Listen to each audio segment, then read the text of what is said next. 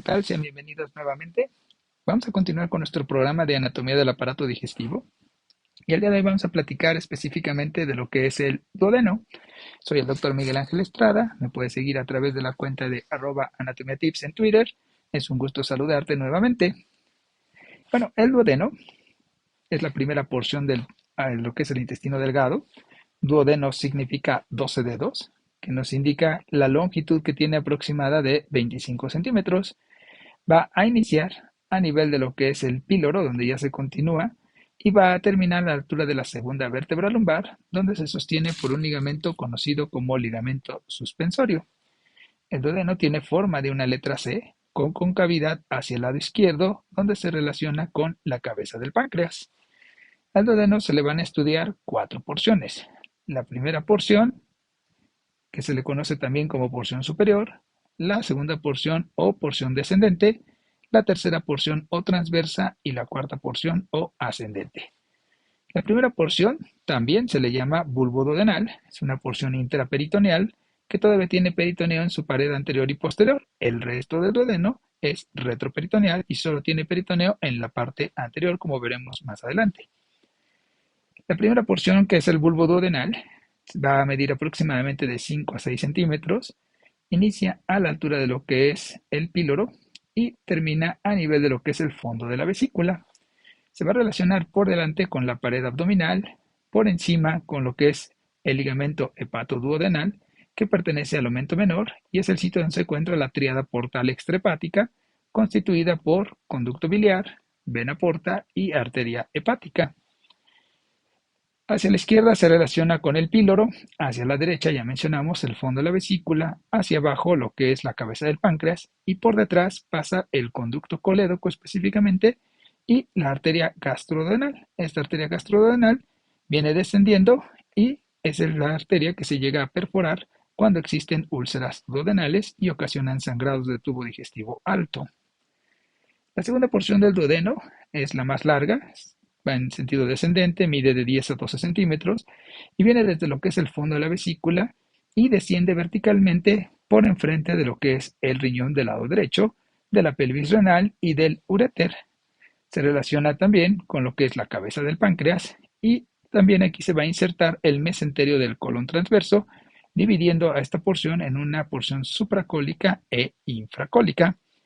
Va a descender a la altura de la cuarta vértebra lumbar, donde va a cambiar de dirección. Y este es el sitio donde desemboca lo que es la vía biliar y la vía pancreática, formando lo que se conoce como papila duodenal mayor, o también llamada ampolla hepatopancreática, antes llamada ampolla de Vater. Y también arribita está la papila menor, que es el sitio donde desemboca el conducto accesorio del páncreas. La tercera porción del duodeno, que corre en sentido transversal, mide aproximadamente unos 7-8 centímetros y va a correr en sentido transversal por enfrente de la cuarta vértebra lumbar y va a cruzar por enfrente de la vena cava inferior. La principal relación que tiene es el cruce de los vasos mesentéricos superiores. Recordemos que la arteria mesentérica superior surge de la aorta a la altura del E1 por detrás del cuello del páncreas y va a descender pasando entre lo que es la cabeza del páncreas y la cuarta porción del duodeno para cruzar por enfrente de la tercera porción del duodeno y de esa manera llevar irrigación a lo que va a ser la parte baja del duodeno y del páncreas y a todo el intestino delgado, yeyuno ilion y la mitad derecha del intestino grueso. La vena mesentérica viene ascendiendo en sentido contrario, trae la circulación ahora del intestino delgado y la mitad derecha del intestino grueso, cruza por enfrente de la tercera porción del duodeno, pasa entre la cabeza del páncreas, entre la cuarta porción del duodeno, se mete por detrás del cuello del páncreas y aquí se va a encontrar con la vena esplénica y juntas van a formar la vena porta hepática. La cuarta porción del duodeno va a ascender y va a cruzar por enfrente de lo que es la tercera vértebra lumbar y también por enfrente de la aorta y va a formar un ángulo con el yeyuno conocido como ángulo duodeno-yeyunal. Este está fijo hacia lo que es la segunda vértebra lumbar por un ligamento que tiene fibras musculares que se conoce como ligamento o músculo suspensorio, antes llamado músculo o ángulo, perdón, ligamento de Treitz. Ángulo porque aquí se forma este ángulo que también se le conoce como ángulo de Treitz y me marca el límite entre lo que es el tubo digestivo superior y el tubo digestivo inferior. Si observamos, decíamos que el duodeno es retroperitoneal en su mayor parte. Solo lo que es la primera porción del duodeno tiene peritoneo tanto por delante como por detrás. A partir de la segunda porción, solamente va a tener peritoneo en la parte anterior. Y si observamos, encontramos una zona desnuda de peritoneo, que es el sitio precisamente donde se está fijando el mesenterio del colon transverso, que viene desde lo que es la fascia renal, pasando por el duodeno, se va por lo que es el páncreas. Por lo tanto, me está dividiendo a lo que es el duodeno en una porción supracólica e infracólica. La tercera porción del duodeno también tiene una zona desnuda de lo que es peritoneo, precisamente por el cruce de los vasos mesentéricos superiores que ya habíamos mencionado. La cuarta porción del duodeno sigue siendo retroperitoneal y ya lo que es el yeyuno, que es el asa fija, va a comenzar ya lo que es el intestino intraperitoneal. Al duodeno se le estudian 4 capas. La capa más externa es una capa serosa, que es lo mismo que el peritoneo visceral, es de células planas mesoteliales, y en esta primera porción del duodeno se encuentra por la parte anterior y posterior, y ya mencionábamos que como el resto es retroperitoneal, entonces solo va a tener serosa en la parte anterior. Y por detrás va a tener una capa de tejido conectivo que va a ser una adventicia. Al ser intestino, tiene una capa de músculo liso. Es una doble capa de fibras que van a correr en forma longitudinal por la región externa y otra capa en forma circular interna. Por lo tanto, es una capa longitudinal externa y circular interna que va a contener lo que van a ser los plexos nerviosos, llamados plexos nerviosos mientéricos, antes de Auerbach. Después va a tener una submucosa. La submucosa también es de tejido conectivo y esta submucosa va a contener vasos linfáticos, vasos arteriales, venosos y múltiples vasos linfáticos, así como nodulillos linfáticos, y tiene las glándulas que junto con la mucosa van a secretar moco y también algunas proenzimas hacia lo que va a ser el intestino delgado, que antes se conocían como glándulas de Brunner y actualmente simplemente glándulas duodenales. Y bueno, se van a formar pliegues a nivel de la última capa, que es la mucosa, la cual va a seguir siendo un epitelio cilíndrico, pero se va cambiando por un epitelio cilíndrico columnar, que todavía protege de lo que es la agresión ácida del estómago. Ya habíamos mencionado la segunda parte del duodeno, segunda porción, en la cara posteromedial, se van a encontrar la desembocadura de la papila duodenal mayor, que es el sitio donde converge el conducto colédoco con el conducto pancreático principal, para formar, decíamos, la ampolla hepatopancreática, antes llamada ampolla de Vater. Aquí tenemos cómo desciende la vía biliar, los conductos hepáticos, derecho e izquierdo, que vienen de sus respectivos lóbulos del hígado, forman el conducto hepático común, cual recibe a lo que es el conducto cístico de la vesícula para conformar el colédoco, que tiene una porción supraduodenal, posteriormente retroduodenal, se mete al interior del páncreas como porción intrapancreática y termina en la región intraduodenal o intramural, para desembocar, decíamos, en la cara posteromedial y formar la papila duodenal mayor.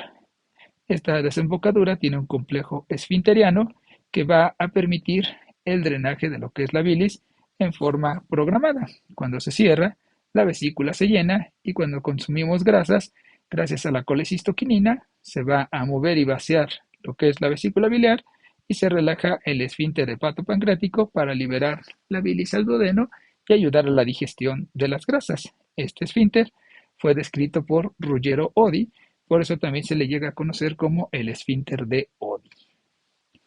La circulación del páncreas y del duodeno es la misma, ya que el duodeno y el páncreas están íntimamente relacionados, de tal manera que comparten su circulación y no podemos quitar, digamos, la cabeza del páncreas sin desvascularizar a lo que es el duodeno.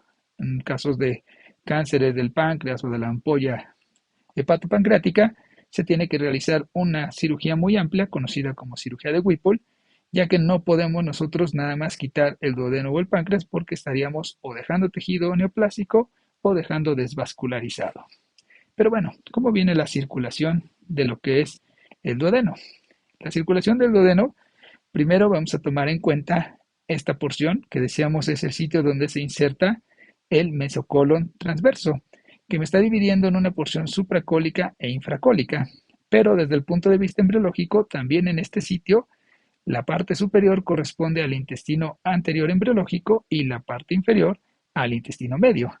La circulación de lo que es el intestino anterior procede del tronco celíaco y la del intestino medio de la mesentérica superior.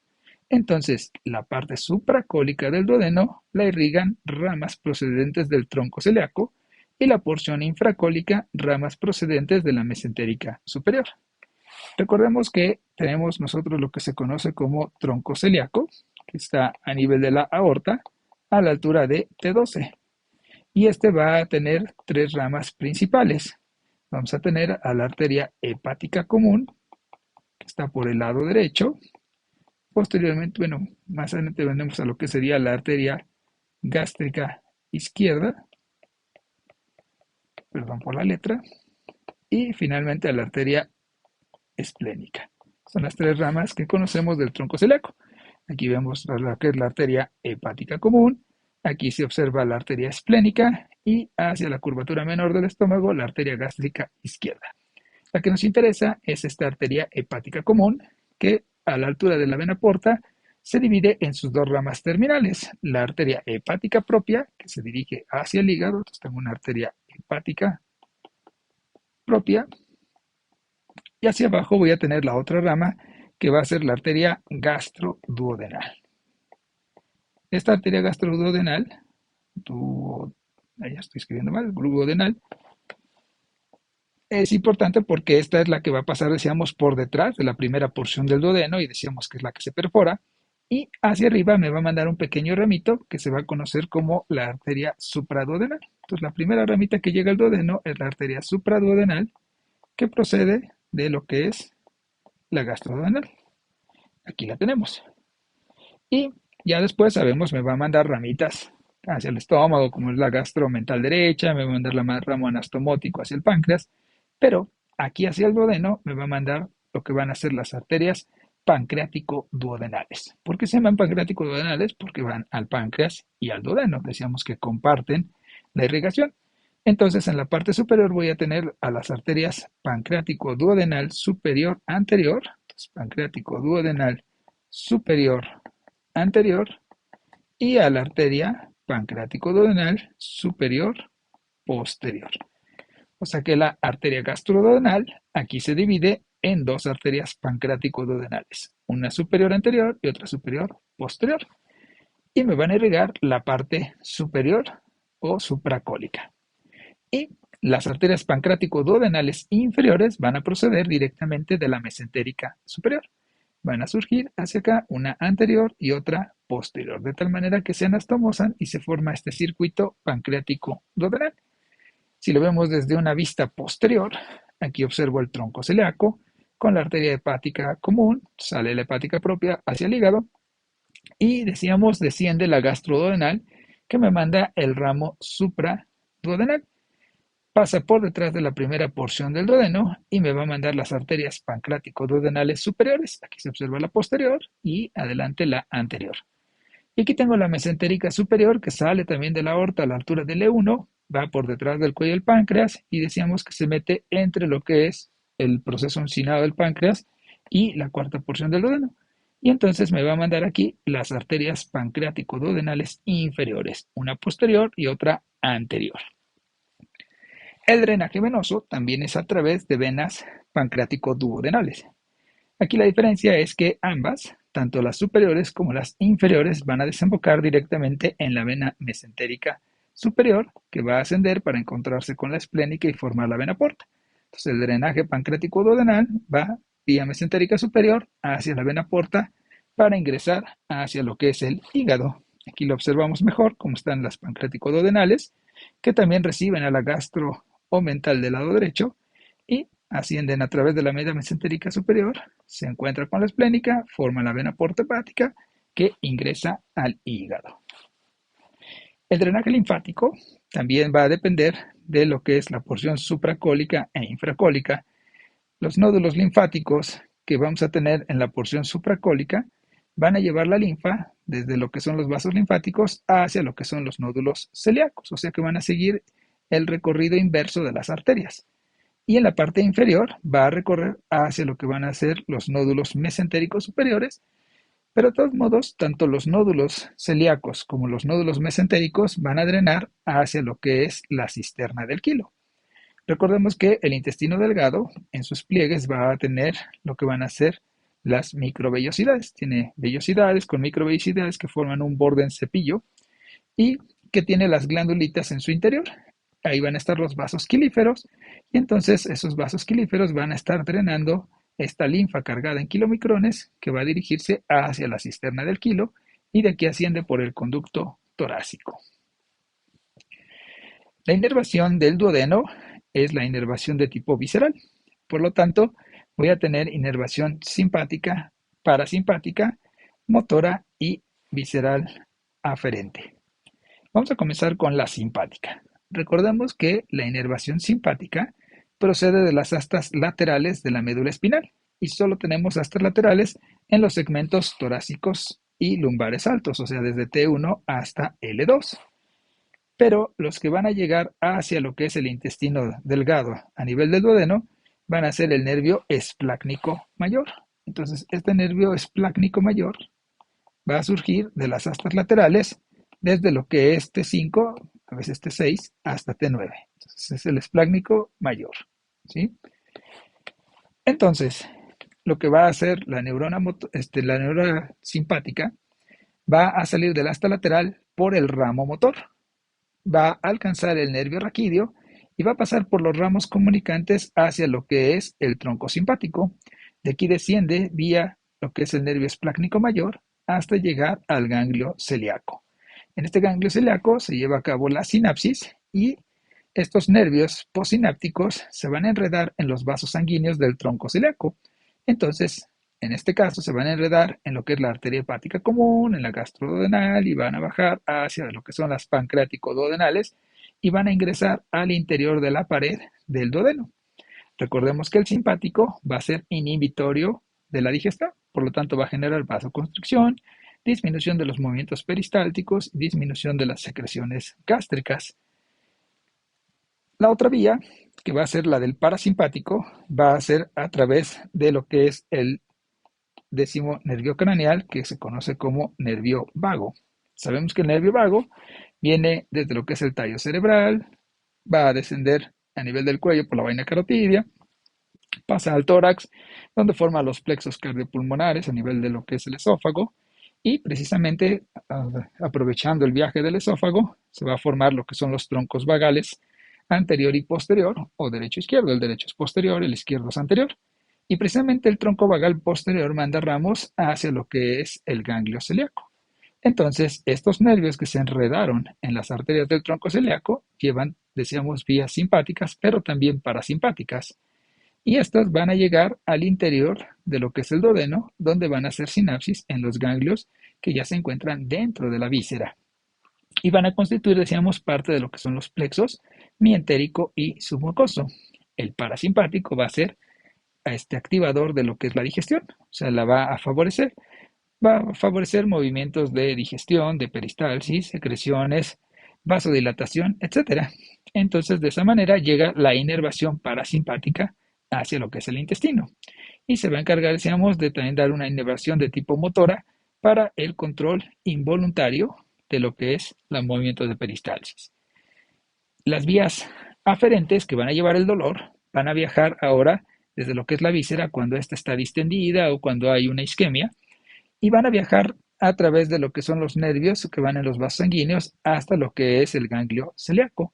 Y de aquí, vía nervio esplácnico mayor, alcanza el tronco simpático, pasa a través del ramo comunicante hacia el nervio raquídeo y ahora va a ir hacia lo que es la raíz posterior, donde hace sinapsis con el ganglio de la raíz posterior y posteriormente ingresa por el asta posterior sensitiva para cruzar y subir hasta la corteza sensitiva.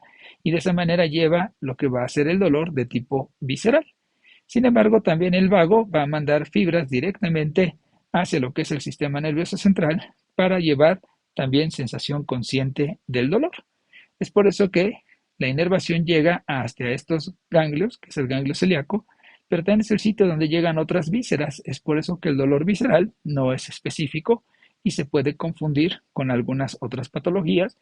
Por lo tanto, requerimos nosotros de hacer una buena historia clínica con un buen interrogatorio, una buena exploración física y, si es necesario, solicitar los exámenes complementarios de laboratorio, de gabinete, para poder realizar un adecuado diagnóstico. Y bueno, de esta manera concluimos con lo que es la revisión del duodeno. Espero que te haya gustado. Si te gusta, comparte este video, suscríbete al canal y nos vemos para más videos más adelante. Muchas gracias.